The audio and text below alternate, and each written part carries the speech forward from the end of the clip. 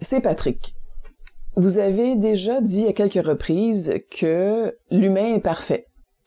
Pourriez-vous élaborer un peu là-dessus parce que souvent les gens vont dire personne n'est parfait, tandis que vous semblez vous positionner totalement ailleurs. Oui, il est important d'aborder ce sujet puisque, comme vous dites, les gens croient ne pas être parfaits et cette croyance leur est puissamment délétère puisque croire qu'on n'est pas parfait lorsqu'on l'est en fait détruit toute possibilité de cohésion entre le psychisme et la réalité de l'individu.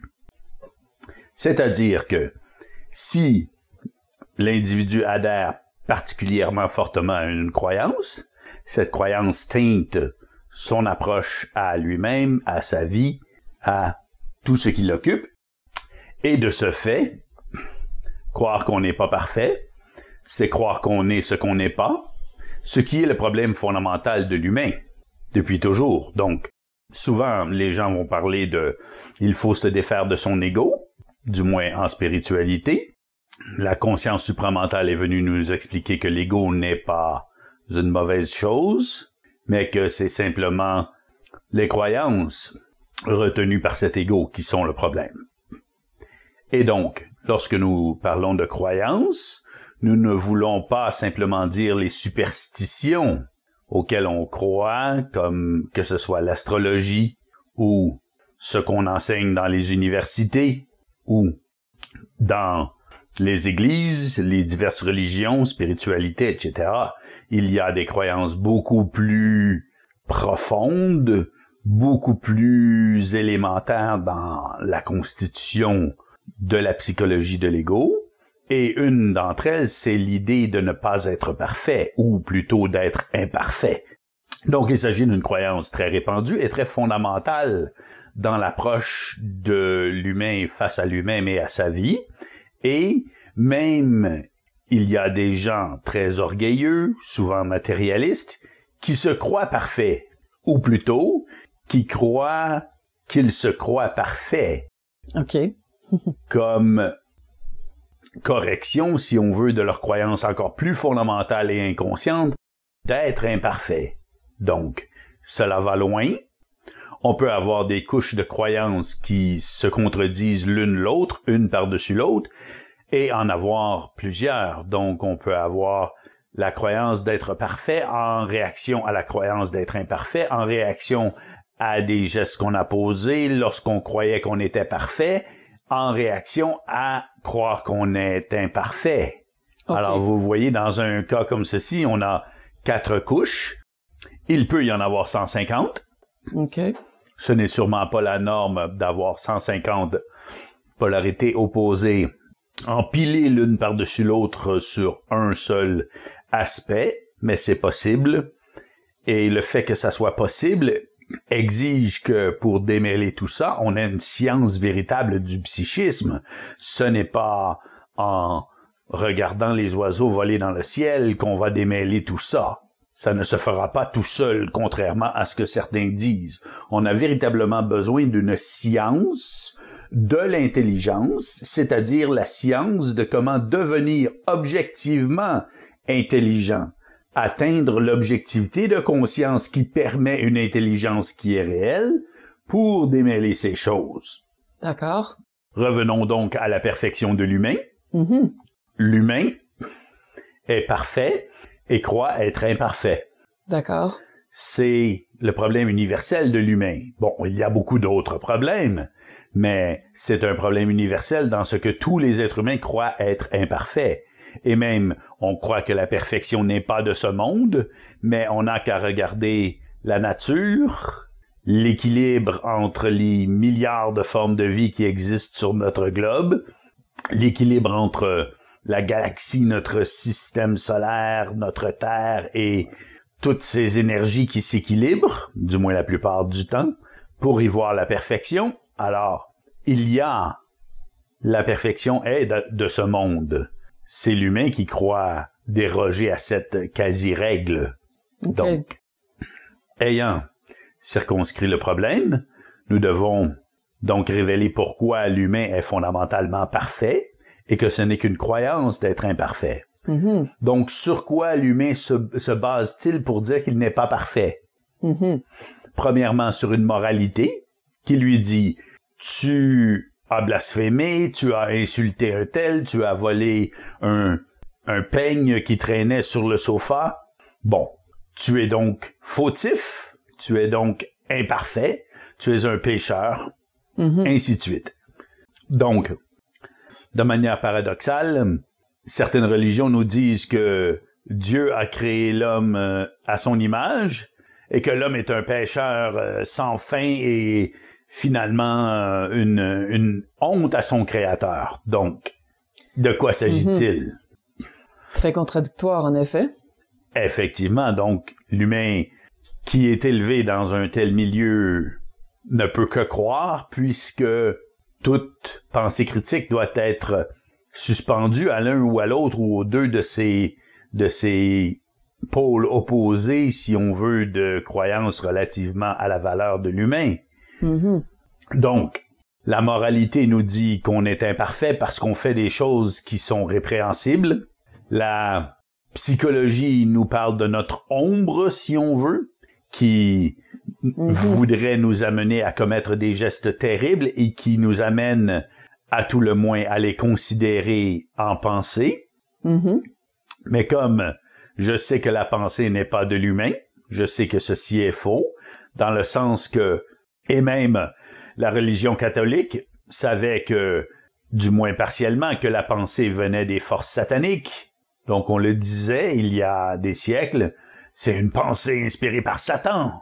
Mais bon, on ne le dit plus. C'est toujours vrai, dans le sens où, bon, Satan, on s'attend pas à ce qu'il soit partout. Comme la religion voudrait bien nous le faire croire. Mais il y a des forces qui veulent créer la souffrance chez l'humain. En effet. Donc, que la pensée vienne de ces forces qui veulent salir la vie de l'humain et le confondre en remords d'avoir eu telle ou telle pensée ou d'avoir commis tel ou tel geste, ceci va de soi pour un être qui même s'approche du début de son évolution. On ne peut commencer l'évolution sans savoir ceci ou sans avoir, à tout le moins, si on ne le sait pas à la surface de la conscience d'une manière très lucide, au fond de soi, on le sait que quelque chose ne va pas entre les pensées qui nous inspirent la culpabilité, la honte et tous ces trucs, et d'autres qui nous inspirent la colère, la haine envers des êtres vivants, le désir de revanche, le désir de posséder, le désir de dominer, etc., etc. Donc, il y a une dichotomie puissante entre la perfection intrinsèque de l'humain et sa pensée. Et qu'est-ce que l'humain fait lorsqu'il dit « moi », lorsqu'il dit « que suis-je »,« qui suis-je », lorsqu'il pense à lui-même? Mais il réfléchit sur son passé, sur ses faits et gestes, ses paroles, ses pensées. En effet. Pour aller tenter de se comprendre ou de s'analyser. Ou de se connaître, effectivement.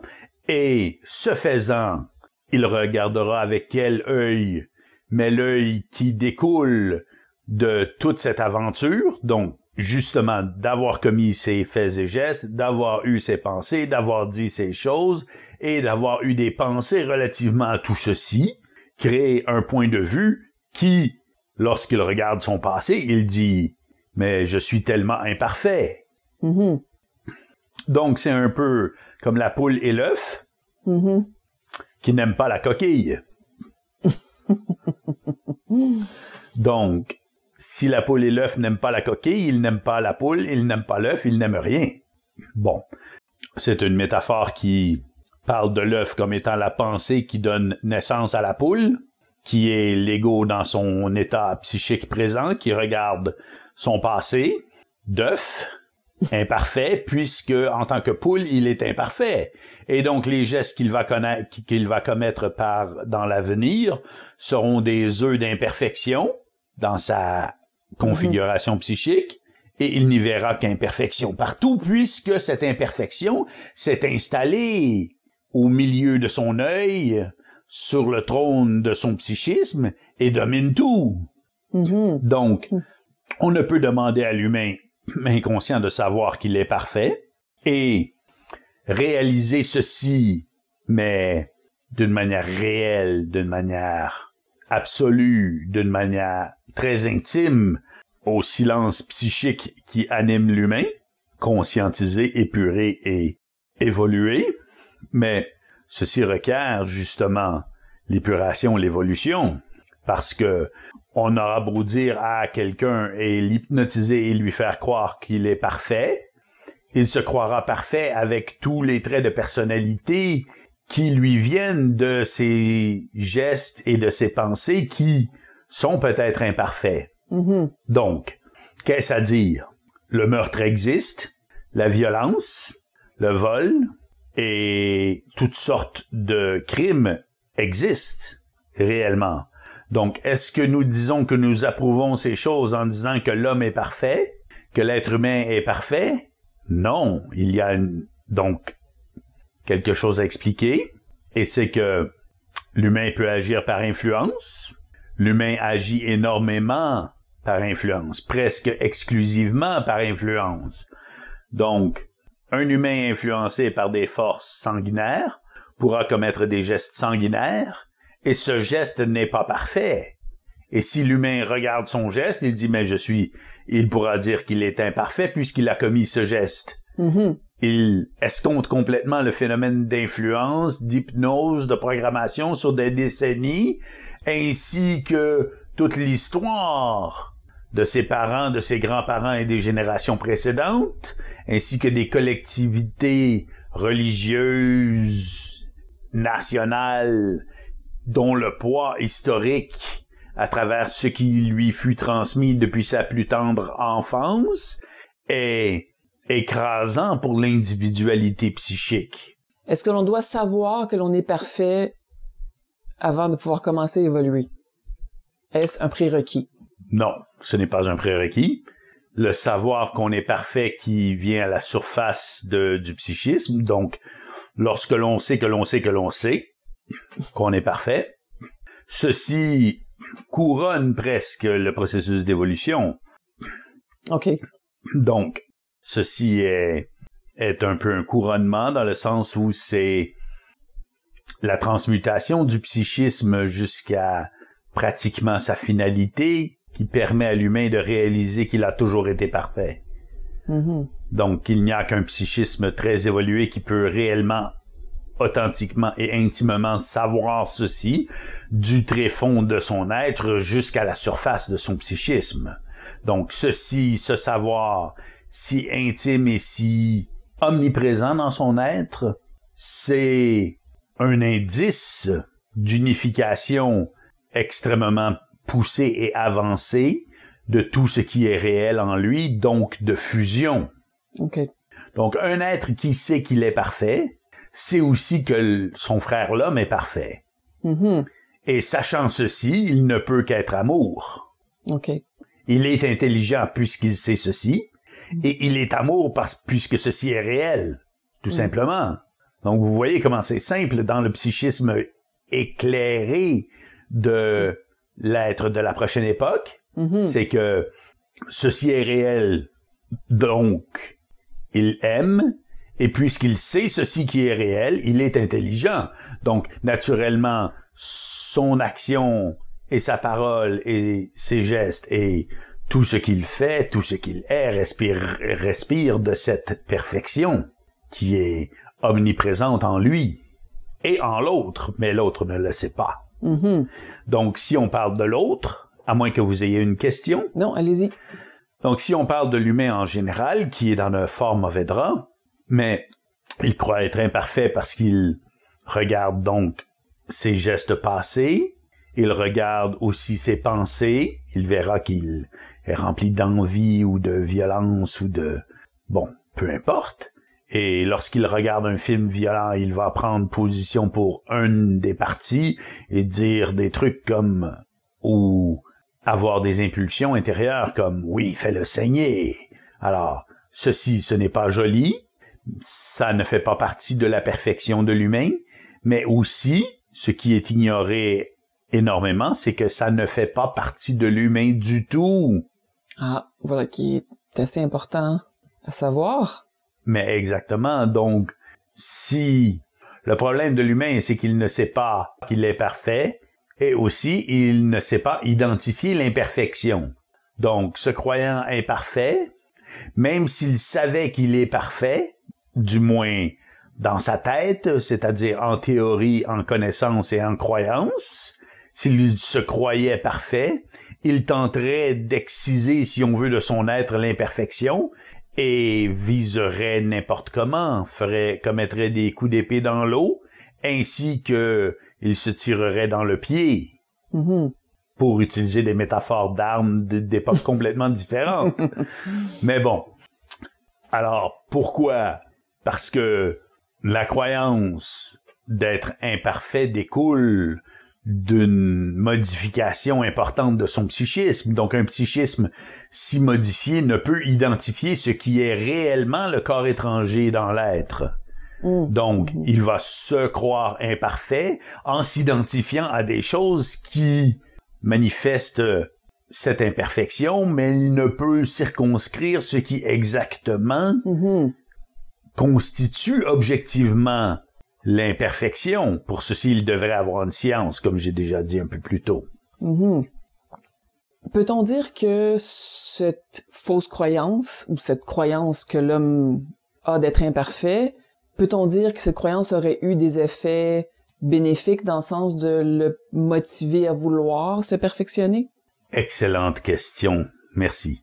Donc, malheureusement, non. Okay. C'est la réponse courte. La réponse longue, j'explique pourquoi, évidemment. Et c'est que l'humain s'identifiant à des parties qui ne font pas intrinsèquement partie de lui, si il se croit imparfait et choisit de s'améliorer, si on veut, comme toute l'industrie de la croissance personnelle le vend à l'humain, ceci constitue un renforcement extrêmement puissant de cette notion que l'humain est imparfait, donc tentant de s'améliorer, mais ne sachant pas ce qui est lui et ce qui n'est pas lui, il tente d'améliorer des choses qui ne sont pas lui. Ou elle, évidemment.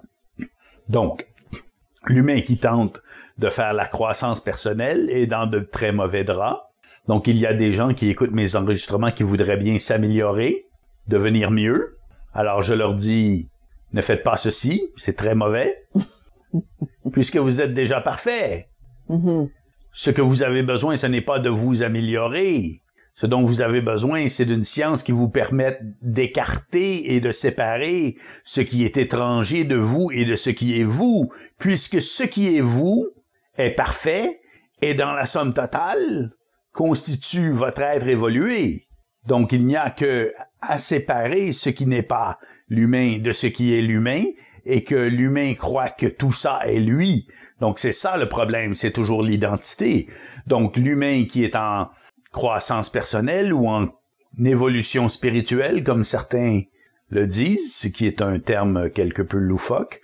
Donc, cette croissance personnelle, si on veut, vise à changer des choses qui ne sont pas du tout partie de l'humain, mais qui vont utiliser son pouvoir créateur, donc le pouvoir créateur très réel de son psychisme, à changer des choses sur les plans invisibles pour que ça rencontre mieux une vision qui lui est d'abord infusée par ses propres plans invisibles-là.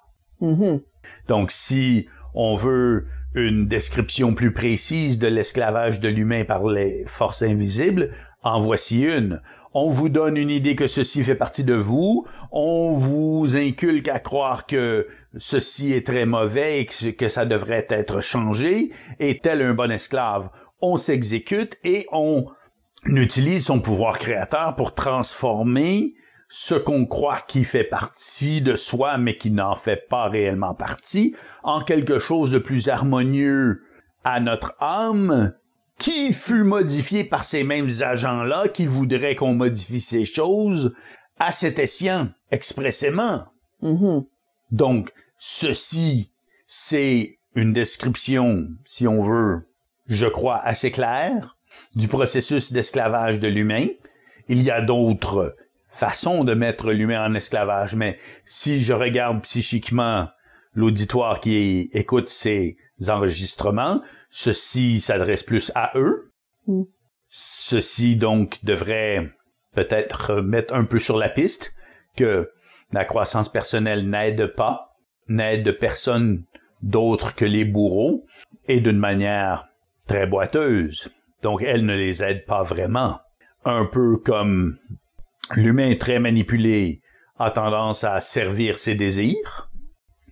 Donc l'assouvissement des désirs, qu'ils soient sexuels ou de drogue ou de possession matérielle ou de domination ou de violence, ceci vient directement de l'au-delà.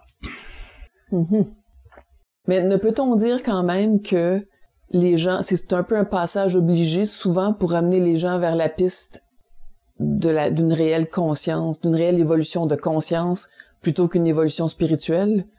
Oui, ceci c'est important. Donc, cette croyance d'être imparfait peut mener justement à la croissance personnelle. Et la croissance personnelle est aux antipodes de l'évolution réelle. Mais justement, forcé de servir ses maîtres à travers le processus de la croissance personnelle, l'humain finit par s'essouffler. Donc, il va le faire 10 ans, 20 ans, 30 ans, 40 ans. Et puis un jour, il dit, mais pourquoi je fais tout ça? Quelle est cette quête? Donc, nous ne parlons pas de tous les êtres humains qui sont engagés dans un tel processus, mais un certain nombre dira, mais ça me mène où? Ça fait si longtemps que je m'adonne à ceci. Et qu'est-ce que j'ai gagné au juste, si ce n'est la fierté d'avoir souffert et d'avoir tout essayé pour m'améliorer? Je me considère toujours aussi imparfait, ou peut-être même plus. Donc, on devient hyper sensibilisé à ce qu'on nous dit qui constitue l'imperfection de notre être.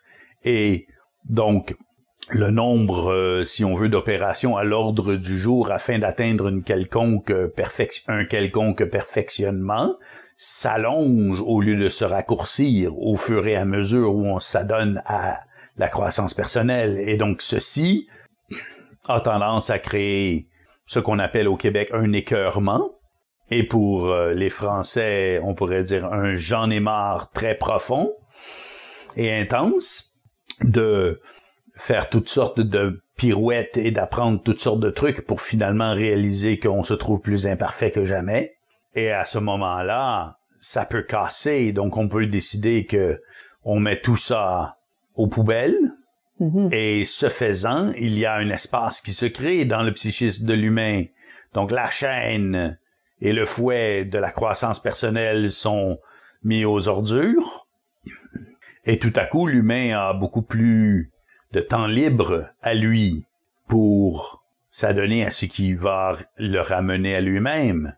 Donc, à ce moment-là, peut-être qu'il tombera sur Science, la révolution de l'esprit, et pourra acquérir une véritable science de l'intelligence, la seule véritable science du psychisme, et identifier ce qui fait partie de lui ou de elle, et ce qui ne fait pas partie de lui ou de elle, et l'arracher, ses crochets et ses boulets et ses fers qu'on lui a apposés au cours des décennies, pour atteindre une véritable liberté et finir peut-être par réaliser qu'il a toujours été parfait. J'aurais sans doute dû commencer par la question que je m'apprête à vous poser, mais je vais la poser quand même. Alors, qu'est-ce que la perfection, selon vous? La perfection, c'est la faculté que possède un ensemble, quel qu'il fût, de circuler l'énergie de la lumière. Ah. Donc, essentiellement, d'être intelligent. Donc, on pourrait dire, oui, mais du gazon, ce n'est pas très intelligent. Est-ce que ce n'est pas parfait? Et ce n'est pas intelligent d'une manière intellectuelle, mais d'une manière métaphysique et interdimensionnelle. C'est très intelligent du gazon, puisque ça prend du gaz dans l'atmosphère, des minéraux dans le sol et la lumière du soleil, et ça crée une nutrition pour beaucoup d'êtres vivants. Donc, chaque niche, si on veut, écologique, fait état de l'intelligence, de la perfection de notre écosystème et de chacun de ses éléments. Donc, nous avons de la difficulté à voir l'intelligence du requin, des guêpes et des mouches à chevreuil qu'on a ici au Québec, qui piquent et qui font très mal, et dont on ne reconnaît pas l'utilité particulière. Ça se comprend, mais quoi qu'il en soit, donc, cette faculté de transporter et d'utiliser l'énergie de la lumière, c'est ce qui est la perfection. Okay. Et ceci, c'est donné à tous les êtres humains. Okay. Donc, le corps humain, entre autres, le corps humain, au niveau simplement biologique, est plus perfectionné que tout le reste de ce qui se fait sur Terre et dans l'univers. C'est l'organisme le plus sophistiqué de loin qui existe et qui, s'il n'avait pas été modifié et remodifié, puis intoxiqué, empoisonné, aurait une capacité de régénérescence, de régénération et de durée de vie extraordinairement allongée relativement à ce que nous avons aujourd'hui. Et lorsque nous disons allongé, nous ne voulons pas dire comme un yogi qui s'assoit au fond d'une caverne et qu'on déterre 500 ans plus tard, qui est toujours en vie, mais qui n'a rien foutu. Donc, bon, c'est bien joli faire ceci, c'est rigolo même, mais c'est 500 ans passés à ne rien faire quand même. Ce n'est pas ce dont nous parlons. Mm-hmm. Nous parlons de vivre une vie pleinement pendant des époques très longues. Donc, ceci, c'est dans la nature du potentiel du corps humain, qui est parfait. Bon, ça ne veut pas dire qu'il demeure parfait longtemps après la naissance, puisque on met plein de trucs dedans, qui ne sont pas nécessairement sains et qui vont détruire ou salir à tout le moins cette perfection. Et de plus, j'ai parlé de modification, mais l'humain a été modifié génétiquement et psychiquement et énergétiquement à travers les millénaires. Il n'est plus ce qu'il était, mais la perfection peut quand même ressaillir et ressurgir de lui, puisque dans la perfection de ce qu'il est, il y a l'invincibilité. Donc, cette invincibilité qui fait partie intégrante de sa perfection, elle est latente chez l'humain. Okay. Elle est mise en veilleuse, mais elle existe. Donc, mise en latence, mise en veilleuse, c'est pourquoi, un jour ou l'autre, que cela prenne quelques millénaires de plus ou simplement quelques années de plus, l'humain est victorieux contre ces forces qui s'abattent sur lui. Pour vous, c'est inévitable. C'est inévitable, puisque l'invincibilité fait partie de cette perfection. Ah, d'accord. Qui caractérise la nature fondamentale de ce qu'est un être humain et qui ne peut lui être ôtée. C'est difficile à accepter. On ne peut le lui ôter sans le détruire fondamentalement. Donc, ce n'est plus, si on lui ôte, ce n'est plus un être humain. Okay. Donc, on n'a pas réussi à créer un succès d'années d'humains porteur de toutes les facultés de transporter l'énergie de la lumière que l'humain fondamentalement et au niveau de son principe possède, lui conserver ceci, mais lui ôter son invincibilité. Ceci, ça n'a jamais été réussi et ça ne peut être réussi et ça fait partie de ce qui définit la réalité d'un être humain. Donc, lorsque je dis la réalité d'un être humain, je ne dis pas la réalité subjective de tous et chacun, qui dit ma réalité c'est comme si. Non. Ce que je veux dire, c'est l'aspect réel de l'humain. Mm-hmm. Donc, l'aspect réel, c'est le seul aspect de l'humain qui compte. Mm-hmm. Puisque l'aspect illusoire est simplement à ôter et à mettre au rebut. Nous espérons que vous avez apprécié cet entretien entre C. Patrick et DJ Solar. Visitez notre site web à révolutiondesprit.com pour en savoir plus sur notre outil Science, la révolution de l'esprit et pour découvrir d'autres entretiens audio disponibles seulement dans notre boutique en ligne. Pour tout autre renseignement, consultez les liens se trouvant dans la description sous la vidéo. Merci.